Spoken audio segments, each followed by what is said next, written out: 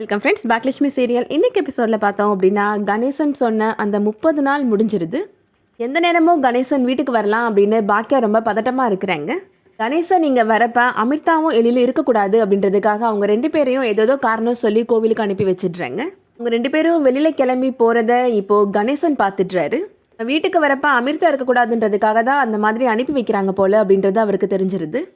அமிர்தா எழில் 2 பேரையும் ஃபாலோ பண்ணிட்டு இப்போ கணேசன் போகிறாரு. பாக்கியாவோட மாமனார் பாக்கியாட்ட என்ன விஷயமா ஒரு முக்கியமான விஷயம் சொல்லணும்னு சொல்லிட்டே இருக்கிறேன், ஆனால் சொல்லவே மாட்டேன்ற அப்படின்னு கேட்டுட்டு இருக்கிறாரு.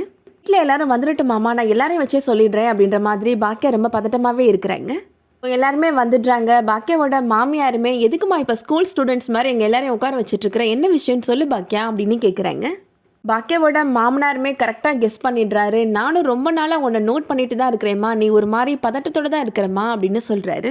ஆமாம் மாமா, கிட்டத்தட்ட நான் ஒரு மாதமாகவே இப்படி தான் மாமா இருக்கிறேன் அப்படின்னு சொல்கிறாங்க பாக்கியா.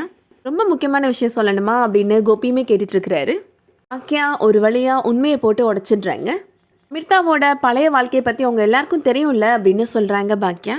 கோபியுமே சொல்கிறாரு, பாவம் அமிர்தா, அவள் சின்ன வயசுலேயே விதவை ஆயிட்டால அப்படின்னு சொல்கிறாரு. அமிர்தா கன்சீவாக இருக்கிறது தெரியாமலே அமிர்தாவோட ஹஸ்பண்ட் ஆக்சிடென்ட் ஆகி இறந்துட்டாருன்னு சொன்னால அது எல்லாருக்கும் தெரிஞ்ச விஷயம் தானே அப்படின்னு சொல்லிட்டு இருக்கிறாரு. ஆமாம், ஆனால் இறந்ததா நினச்சிட்டு இருந்த அந்த பையன் இப்போ உயிரோட வந்துட்டான் அப்படின்னு சொல்கிறாங்க பாக்கியா.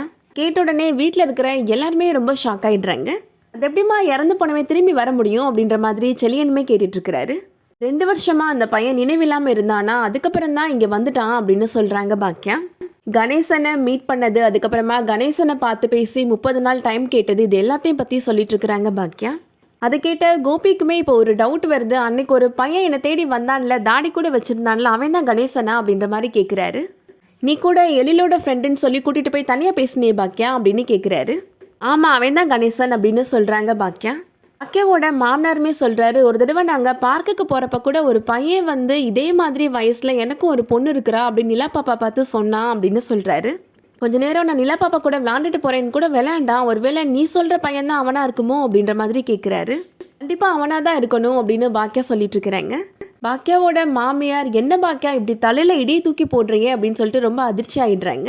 இதுக்கிடையில் அமிர்தாவும் எழிலும் கோவிலுக்கு வந்துடுறாங்க. அவங்கள ஃபாலோ பண்ணிட்டே கணேசனுமே வராரு.